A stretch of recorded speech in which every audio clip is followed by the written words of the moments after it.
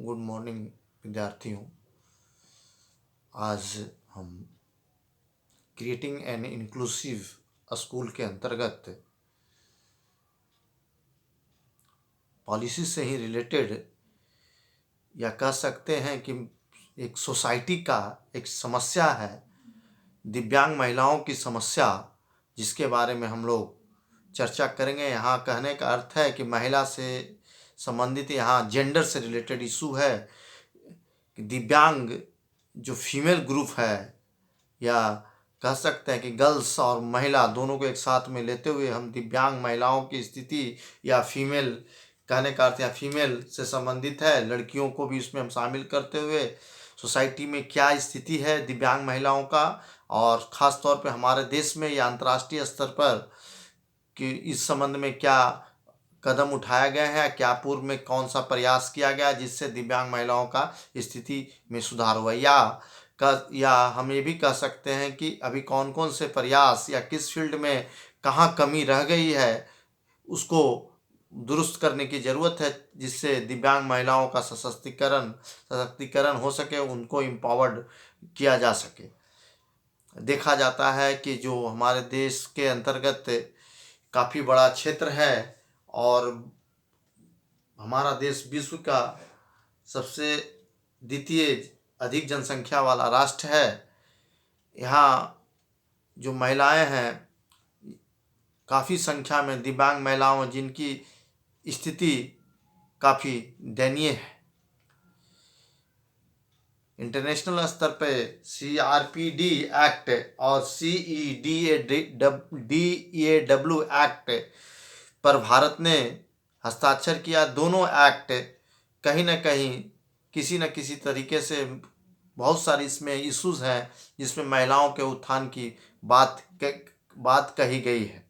CEDAW का पूरा नाम है convention on the implementation of all form of discrimination against women. इसका 3 सितंबर 1981 को यह एक्ट बनाया गया, जिसमें और इसको 189 देशों ने इस पर अपनी सहमति जाहिर की, रेटिफाई किया। इसके बाद यह एक्ट CEDAW एक्ट का निर्माण हुआ है। साथ ही साथ CRPD act, United nation convention on the right of person with disability act 2006, दो महत्वपूर्ण इशू है जिस पे भारत ने हस्ताक्षर भी किया है, और इसके आधार पर अपने देश के क्षेत्रों में निवास करने वाले दिव्यांग महिलाओं को भी शामिल करते हुए इनके उत्थान के लिए नीति निर्धारण करने के लिए अपने को उस लायक इसमें शामिल किया, ताकि हमारे देश में भी जो दिव्यांग महिलाएं होंगी उनकी स्थिति भी बेहतर हो सके। इसके अलावा हमारे देश में जो आर्टिकल 15 के अंतर्गत जो अधिकार फंडामेंटल राइट्स में दिया गया सुप्रीम कोर्ट के द्वारा, जिसमें दिव्यांग महिलाओं को विशेष रूप से उसको पावर दिया गया है, समानता का अधिकार, प्रिंसिपल ऑफ इक्वलिटी और नॉन डिस्क्रिमिनेशन की बात कही गई है। यहाँ भी किसी प्रकार का उनके साथ भेद नहीं होगा और उनको आर्टिकल 15 के अंतर्गत इक्वल राइट्स दिए जाएंगे। इसके अलावा आप कह सकते हैं कि महिलाओं की स्थिति जो हमारे देश में है काफ़ी विकट है। बहुत सारे महत्वपूर्ण इश्यूज हैं, इम्पोर्टेंट इशू हैं, जैसे इसको हम की इशू के कह सकते हैं कि ये हमारे लिए काफ़ी महत्वपूर्ण है। इन इशू पर काम करने की ज़रूरत है। किसी भी समस्या का निदान जब तक हम उससे संबंधित जो समस्याएं हैं उसको नहीं जानेंगे, तब तक हम उसमें सुधार या उसका उत्थान के लिए हम प्रयास नहीं कर सकते हैं, या टेंटेटिव उसका सॉल्यूशन क्या हो सकता है उसका हम निदान नहीं कर सकते हैं। उसका निदान बिना उसकी समस्या को जाने हुए उसके लिए उचित क्या उसका समाधान होगा नहीं हम कर सकते हैं। इसलिए हम सबसे पहले उससे संबंधित जो कौन कौन सी समस्याएं हैं उसको हम समझेंगे।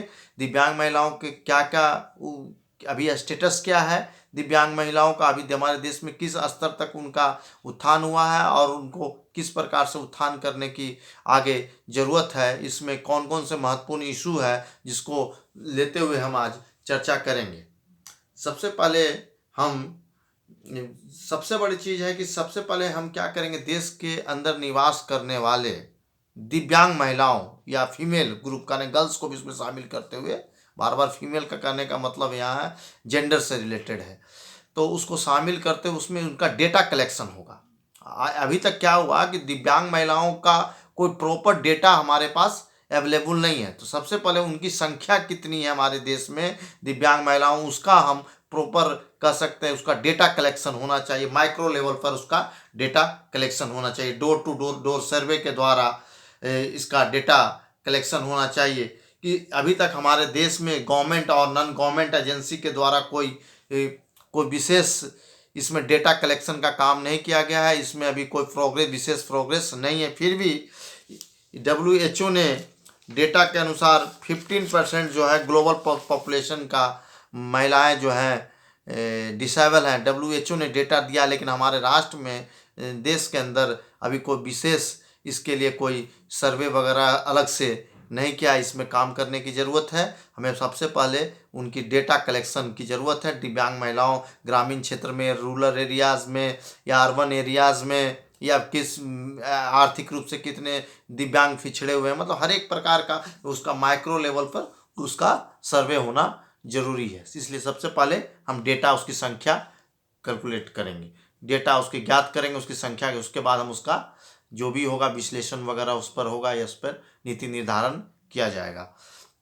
डिस्क्रिमिनेशन की बात हो रही है, डिस्क्रिमिनेशन भी बहुत इम्पोर्टेंट इशू है। भेदभाव होता है कहीं ना कहीं, हर एक जगह पर उसके साथ भेदभाव होता है।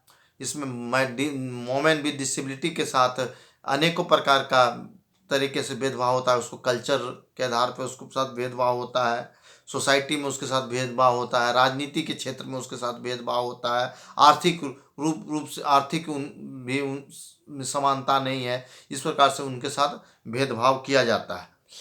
कुछ एग्जाम्पल्स भी हमारे पास है, जैसे हमारे देश में इनको रोजगार के संबंध में अभी गवर्नमेंट नौकरी में दिव्यांगों के लिए 3%, अभी 4% बढ़ाने की बात हो रही है या इम्प्लीमेंटेशन होना है, तो उसमें अलग से सिर्फ 3% आरक्षण दिव्यांग को दे दिया गया, लेकिन अलग से महिलाओं के लिए उसमें प्रोविज़न नहीं किया गया है कि अलग से महिला का भी 3% में 1-8% भी रखा जाए इस प्रकार से, या 2% या कुछ भी, उसमें अलग से कोई व्यवस्था नहीं है, उसका कोई जिक्र नहीं है, तो कहीं ना कहीं ये भेदभाव को दर्शाता है। इसके अलावा आप रोजगार के क्षेत्र में भेदभाव हो गया, वैसे नेशनल रोजगार गारंटी स्कीम है, मनरेगा प्रोग्राम चल रहा है, तो वहाँ भी किसी प्रकार से इनके लिए आरक्षण की बात नहीं की गई या कोई प्रोविज़न नहीं है, इस प्रकार से भेदभाव हो रहा है।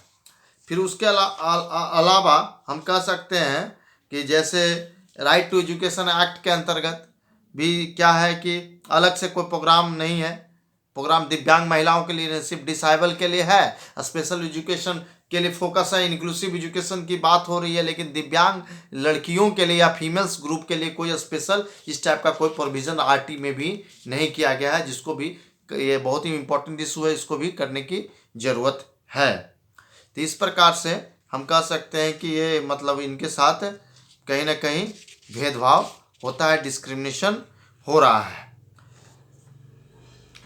पॉलिटिकल राइट्स में उनका पॉलिटिकल राइट्स है, वोट देने का अधिकार होता है दिव्यांगों का, तो उसमें अभी अनसाउंड माइंड ग्रुप, मतलब जो मेंटल रूप से प्रॉब्लम जो है, जिनको साइको सोशल या इंटेलेक्चुअल या एटिज्म वाली समस्या है, उनको चुनाव में वोट देने के लिए या उनको उससे वंचित रखा गया। 1950 का जो एक्ट है उसमें जो प्रोविज़न बनाया गया अभी तक उसमें कोई संशोधन नहीं किया गया है, मतलब ऐसे लोगों को वोट देने से अभी भी मतलब मना किया गया है, उसको एक्ट में कोई अधिकार प्राप्त नहीं है। इस प्रकार आप कह सकते हैं कि उनको वोट देने के लिए भी कुछ डिसेबल के कुछ कैटेगरी हैं, उनको भी पूर्णतः अधिकार नहीं प्राप्त है, तो इस प्रकार से उनके साथ डिस्क्रिमिनेशन हो रहा है।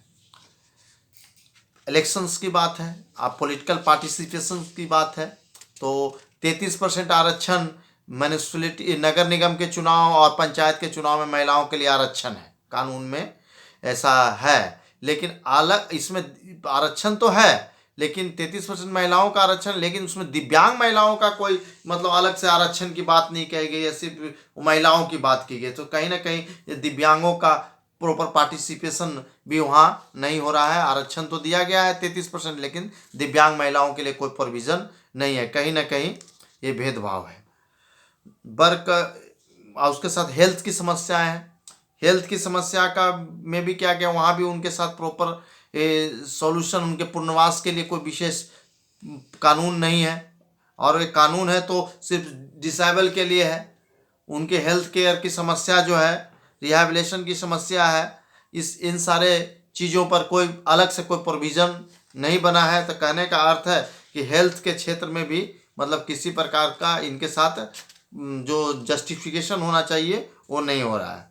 वायलेंस, दिव्यांग महिलाओं के साथ वायलेंस होता है, हिंसा होता है।